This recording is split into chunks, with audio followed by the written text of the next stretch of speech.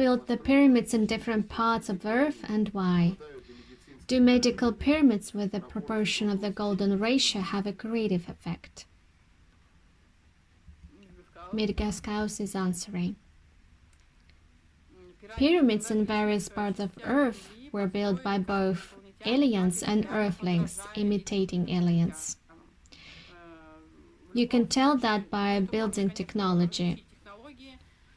Earthlings built pyramids using their own skills and help of animals, bringing stone blocks over many kilometers, simply holding large numbers of balls.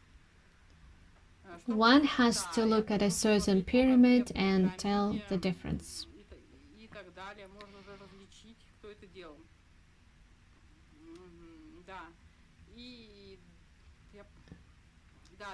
In ancient Egypt, it's known that entire blocks of sandstone were cut out of it with special hard bronze instruments, as bronze is harder than copper. The blocks were carried first along the Nile River, carrying them in huge wooden longboats. MidgasCaus has shown me these boats that are manned by slaves. So many people died from this work because it was very hard work when you had to row up the river for a long time and then you had to take it to the right place. People were constantly being replaced because of the high mortality rate due to difficult conditions. The rowers were not wage laborers but slaves captured in other cities during wars with other states. People were bought in slave markets when Arab merchants brought slaves in with caravans. In modern excavations, the remains of canyons were found on the side of these sandstones, in which traces of dragonstone blocks with ropes on bulls were preserved. It's all still there. So some pyramids were built by humans, and some of them were built by alien civilizations. Yes, part of the pyramids were built by alien civilizations to harmonize the space. That's the main purpose of building the pyramids. They were built by the representatives of Plasmoid and its colonies because they truly believed and do believe now that this was the way to attract energy for an anthropomorphic race. The shape of the triangle with the angle pointing upwards and the square base that makes it possible to attract energy, or what you now call ether, torsional fields, prana, and this used to be called the life force of space. This is the energy that comes from the spirit world to maintain the material world, and certain shapes of rooms and objects can gather this energy and direct it more or less to a particular area of space.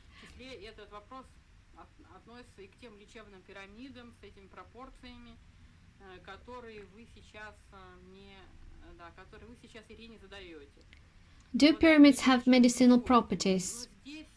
It all depends on how much you're willing to believe in the action itself. In any case, faith, trust, and thinking about it multiply the effect of this life energy that you increase in yourself.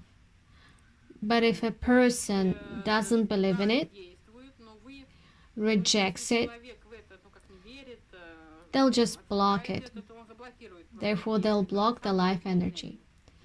There are pyramids of Giza, Mexico, China, probably also Crimean pyramids. The heritage of what civilization are they? What do they serve for? For what purpose are the pyramids built in a certain sequence all over the planet? It is already understood that they are found in many places on the planet, and we know not all of them that are known or preserved. What was their function? What were they built for? Many pyramids became actually underwater because they had been built before the war.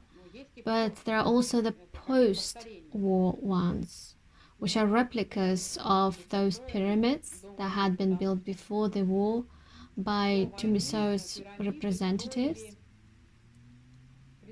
and their aides from other planets. It was a replica of their homes and ships, because their homes and ships have a pyramidal form that best suits to the energies of the Tumisotes and best suits to them to feel more harmoniously in space, both energetically and physically. The triangular form of the pyramid allows one to feel the energies of space better. And you, the Earthlings, feel it in the pyramid.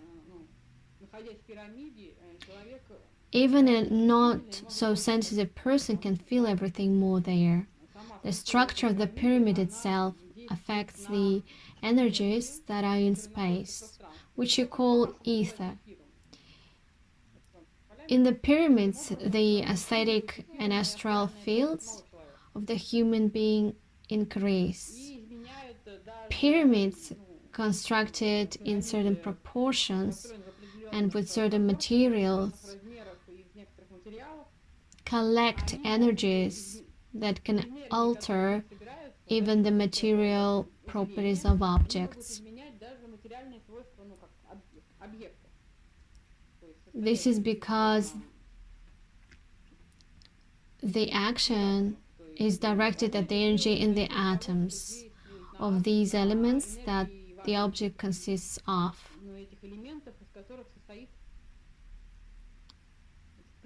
For example, the energy of the seeds can be increased, or what we call viability. The seeds can rise and grow faster because the energy of the pyramids enhances the life force that they have in the first place. Pyramids can also act on water, creating chains of molecules similar to the energy in the pyramid itself. And when you consume this water, the internal environment of the body itself will change. MidgasCaus is showing me that the ether creates these swirls that look like corners on the sides and have an angle on the top, like a vertex.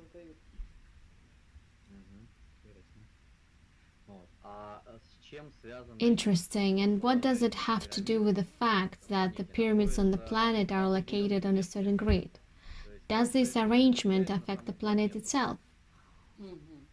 Or does it affect the energy field on the planet or the civilizations on it? Pyramids aren't just on Earth. They're on the Moon, they're on Mars. Do they affect the field? Yeah, they do, because they're located at a certain distance from each other, opposite each other. If you look at them, they're located on the same line. Pyramids weren't just put there without any purpose. People who had built large pyramids in ancient times gathered around them, and people could gather around different pyramids at the same time. During a holiday, for example, people were directing their thought forms at the pyramid, looking at it towards its edge to the top, and it was amplifying their mental energy and creating ether swirls all over the space. And if they were on the same line on their Earth's meridian, it could purify the planet, saturate it with new energies, transmit new vibrations to it. So it's all been used and being used now on Tumisoid and on some of its colonies on other planets that want to do the same thing to their planet. This reinforces the mental message that the more people gather around this pyramid and look at it with point at its top, the very thing that they think of will happen, depending on whether they're creative or destructive. So if it's destructive, it's likely to disrupt the Earth's energy fields.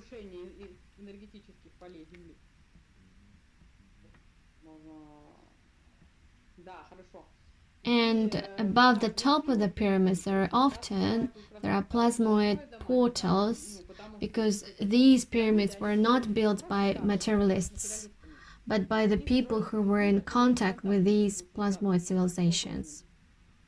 That's why the pyramids were built in the places where the plasmoids showed them their portal. And when people started to look and mentally summon the gods, the plasmoids felt this call and also sent their energy to reinforce various actions. Most of these were Earth-shaped plasmoids, which were responsible for the planet's core, magnetic field and atmosphere, what you call the spirits of the elements and places of nature.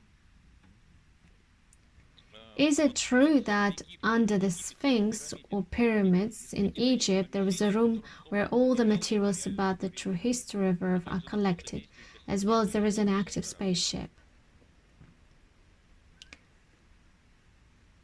When they were building the pyramids and the Sphinx, the priests, together with the representatives of Tumisod, whom they thought were gods, actually built structures similar to your cellars or caves underneath them, but not under the pyramids themselves, but a little bit on the side, in a passage similar to a mine that contained artifacts from other planets. There could have been a spaceship and parts of it and books and many other things. It was a long time ago, and as much as the priests have preserved these artifacts so far, if they haven't put their hands on them since the Arabs came to power in Egypt,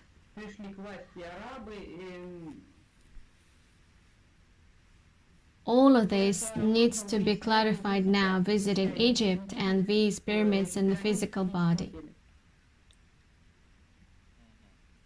So there is a chance to find all of this.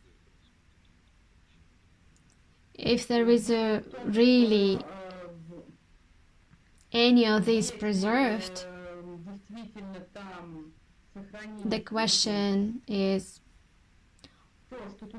what the ancient Tumisotes and their Contactees, priests, could put there. If all of this remains there, Egypt's power structures will not allow researchers from all over the world to search for these objects.